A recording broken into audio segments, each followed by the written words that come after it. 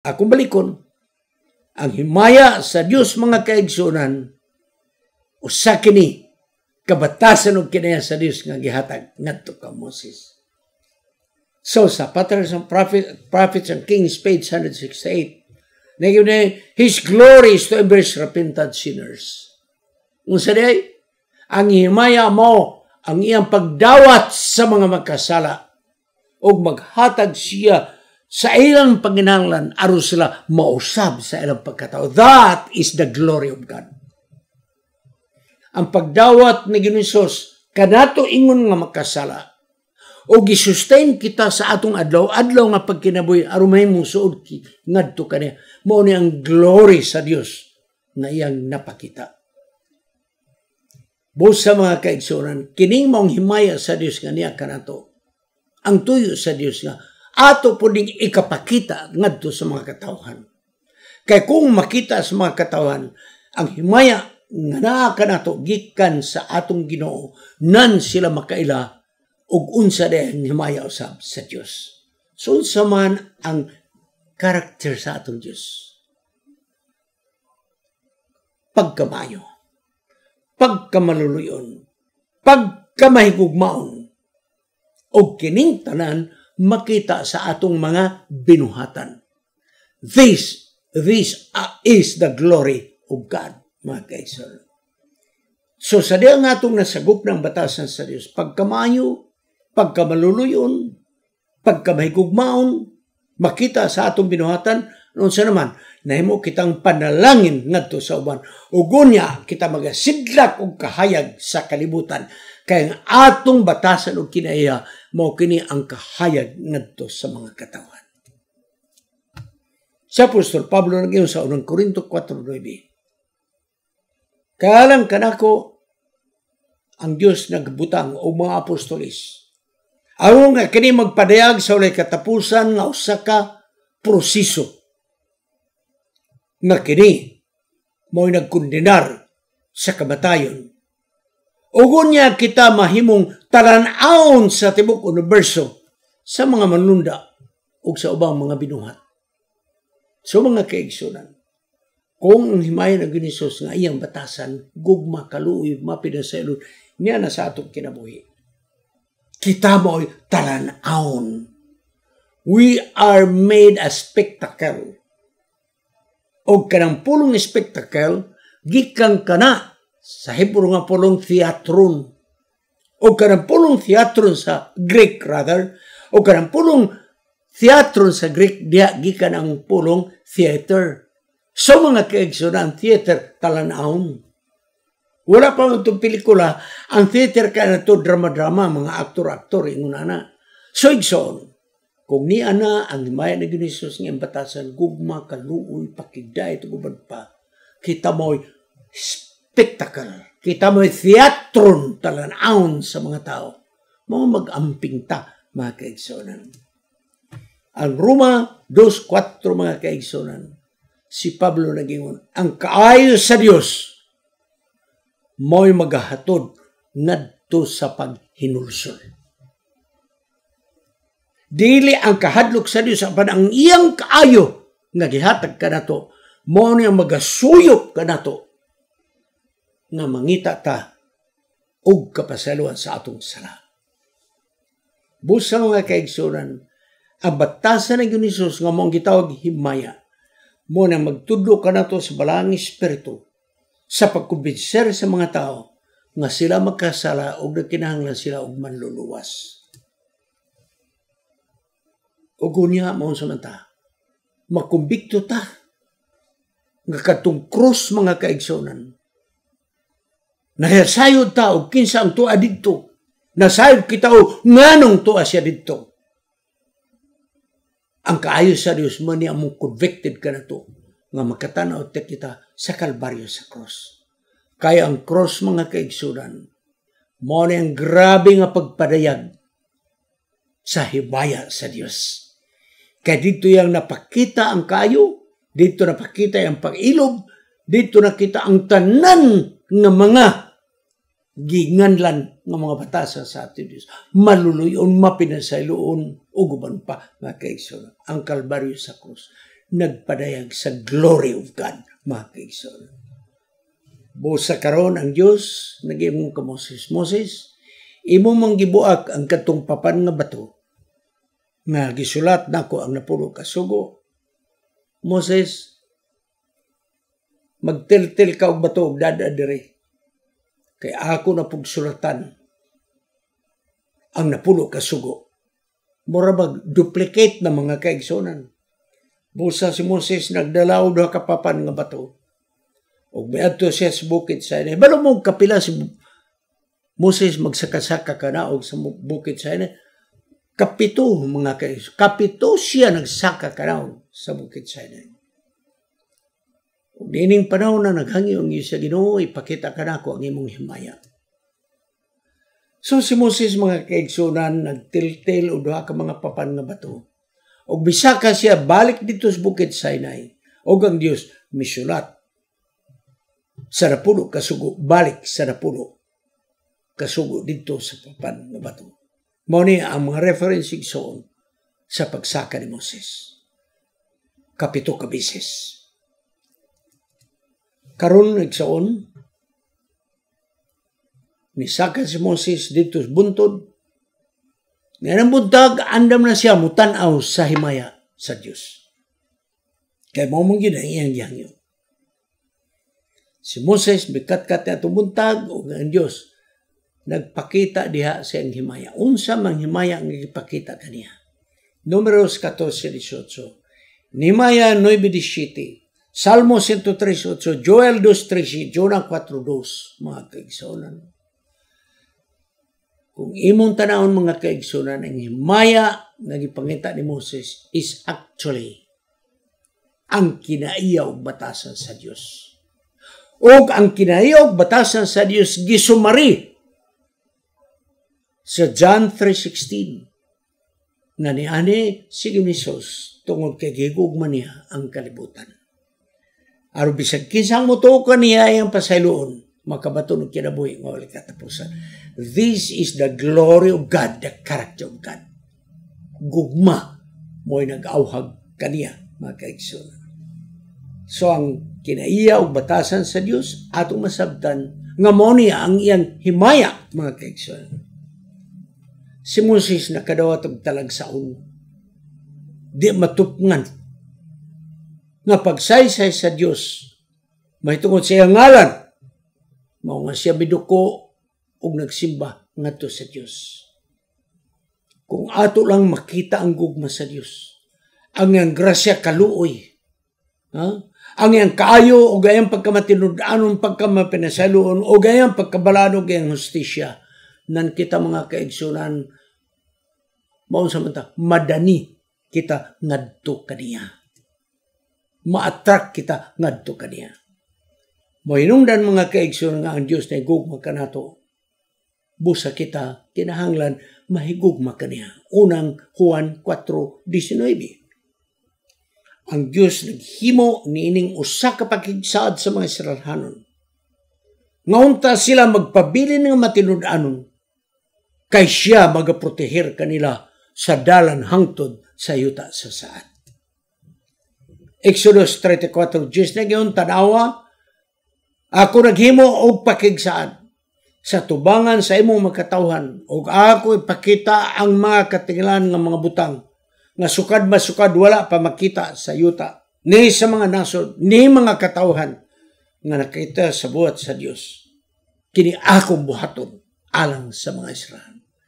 Tinuod gyud mga kaigsunan. Ang mga milagro na hitabo sa Israel wa gyud nato na makita sa ubang tribo, mga kaigsunan. Ang gikinahanglan lamang sa Dios mo ni pakigsaad. Girinyo ang pakigsaad. Makikubang ko ninyo, ubanan ta mo ngadto sa tasad o galing mutuo mo kanako. O galing musaad mo nga unsay na butang sa napulo kasugo. Inyo nang bantayan kay naa diha ang inyong kalampusan o kalambuan sa inyong pagkinabuhi. Busa si Moses gihatagan sa Dios og mga direksyon. Isulat ang mga pakigsaad. Nga kini nga pakigsaad gilapas sa mga Israel. Isulat og balik. Exodus 34:27-28. Karon mga kaigsunan, may nahitabo nga mismo si Moses wa magkamatikod. Sa sige na siya balik-balik sa bukid magkapito mga kaigsunan. Nakigtagbo na siya sa Dios. Wala siya kay balo. Ngang karakter na Ginoong ni-reflect na ngadto kaniya. Pagkanaog niya ngadto sa mga katawhan mga kaigsunan, ang mga tao na tingala kay si Moses nagasidlak na mga kaigsunan. Nagsidlak na ang iyang panagway mga kaigsunan. Wa gyud si Moses kabalo nini mga kaigsunan. Nga di ay ang iyang panagway nagasidlak na ang mga tao mo'y nakakita ngadto kaniya. Busa mga kaigsunan, nahitabo kini nga nagsidlak na ang iyang panagway sa dayang nasabtan ang kaayo pagkamaluluyon sa Dios ng iyang matahom na batasan nakatransforma sa kinabuhi ni Moses. Busa pagkanaog niya mga kaigsunan, ang iyang panagway nagasidlak na atubangan sa mga Israelahan. Gani sa Apostol Pablo nagkumparar ang pagsidlak ni Moses sa iyang panagway sama kini sa himaya ni Ginoong.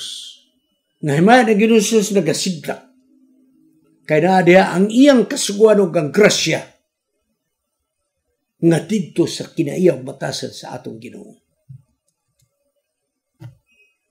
Busa si Ginoong ug ang iyang kasuguan, di na niya makulit sa bato mga kaigsunan, apan makulit kini niya sa matag kasing-kasing nato. Ako balikod. Ang batasan sa Dios reflect daha sa napulo ka sugo. O ang napulo ka sugo mga kaigsunan, di na niya kasulat sa papan nga bato, apan iya nang isulat sa atong kasing-kasing. Hebreo 3:1, Hebreo 12:2. O ang gahom sa balang espiritu mong mukulit niya na mga kaigsunan sa atong kinabuhi. Si Moses igsoon sa kahimplo nga niyang batasan o ang kasuguan sa Dios diha na kulit sa ang kinabuhi. Mohinungdan ng tao nagpabilin nga matinud-anon o masinunod ngadto kaniya. Ang Dios makausab ka na tong porma nga ang iyang Dios nun nga dagway mo reflect sa atong kinabuhi. Mahinungdan ni Pablo nag-ingon, kung ang kinabuhi sa Dios maniya kanato, kita mag-reflect na sa iyang batasan.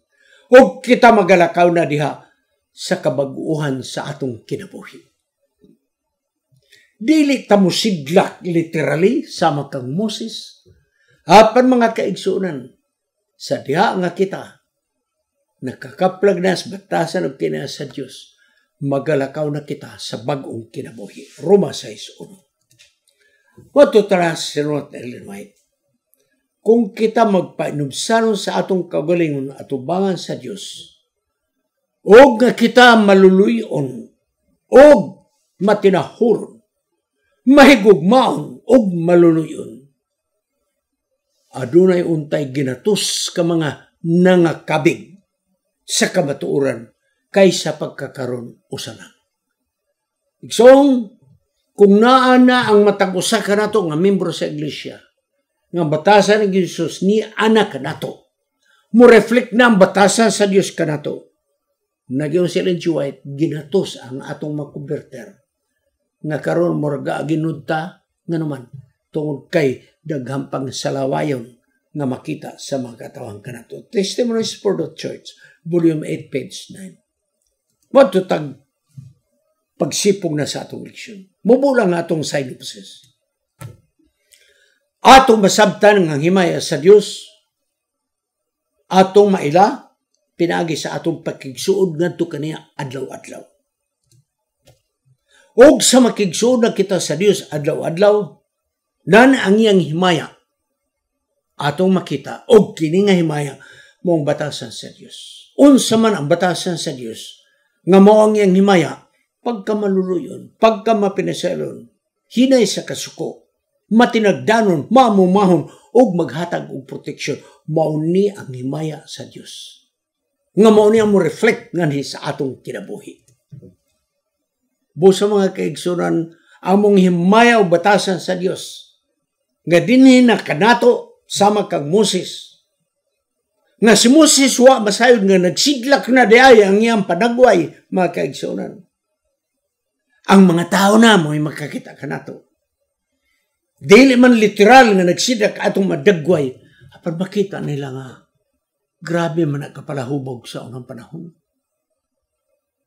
Grabe man nakamaldito din sa atong barangay. Nausab man? Ha? Nausab man?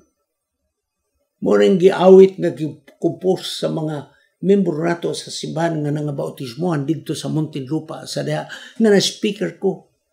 Ako na nisulti kanyo apan ang ni flashback na ako igsoon. Ang ilang awit na giyon.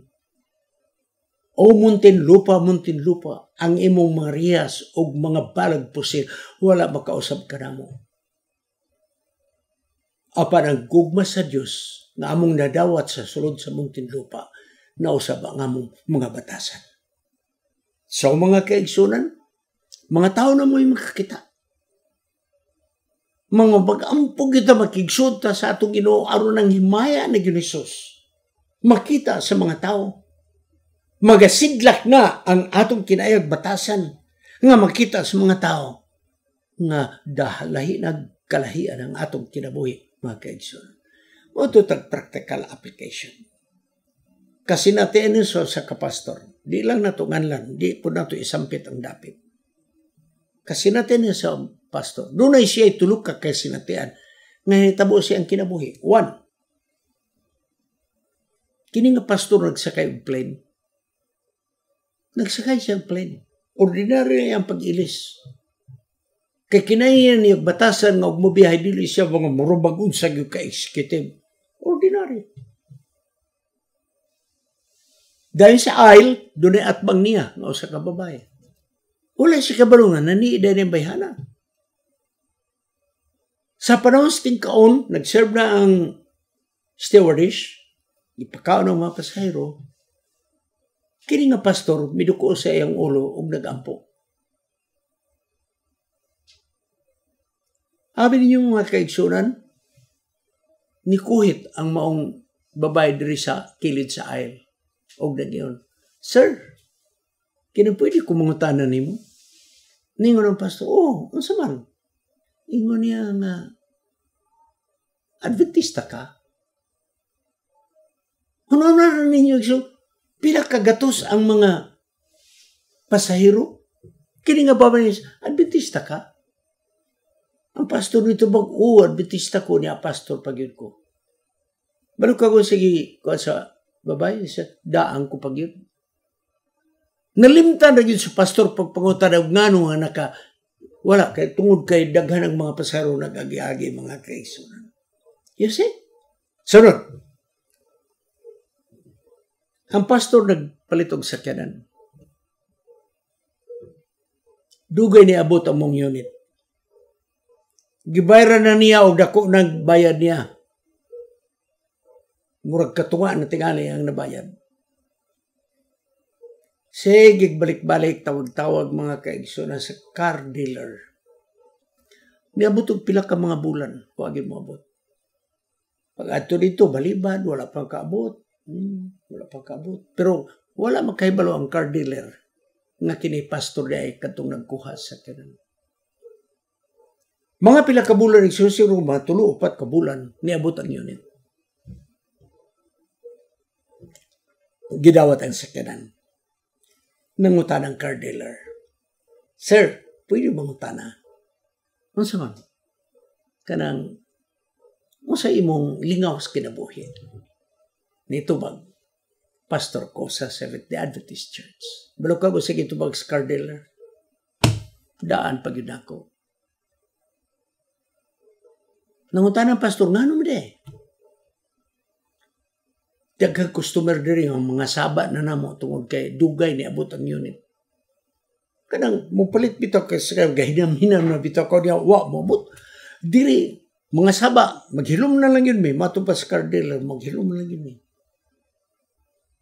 Maudiay nga bisag nadugay ang imong unit. Wag yun mi makadungog nimo nga nasuko ka. Wag yun mi makadungog nimo nga sakit kag sinultian. Pastor giday ka. The last one. Maurag hapon nga pastor.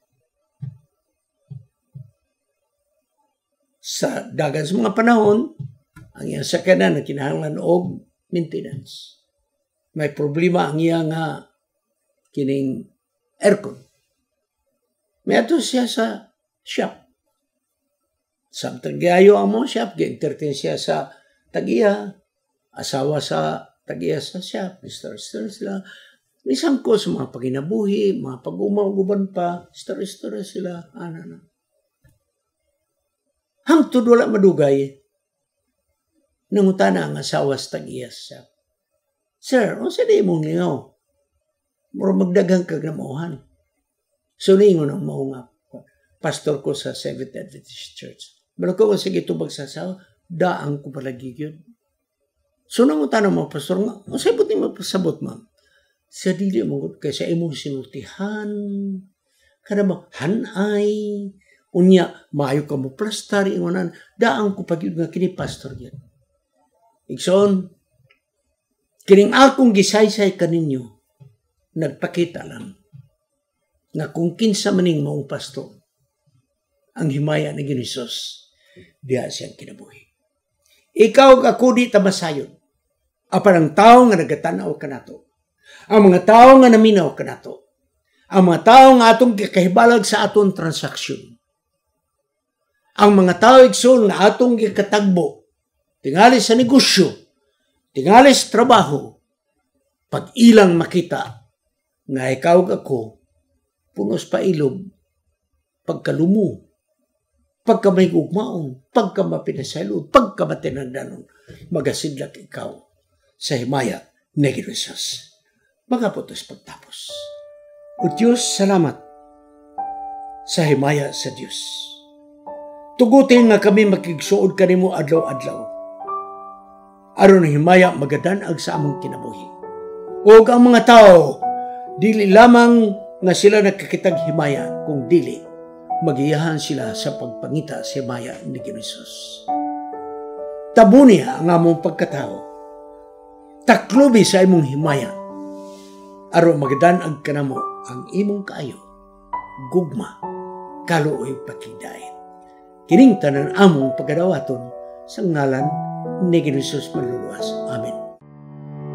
Kining inyong higala, si Pastor Wendell Munggaya Serrano, nga inyong igsoon usab, magkapadasig sa matag sa kaninyo sa pag-like, pag-share, labaw sa tanan, sa pag-subscribe sa atong YouTube channel ng pangalan Wendell Munggaya Serrano, ug ayaw kalimot sa pag-click sa notification bell hangtod sa sunod nga higayon magkita na usab kita.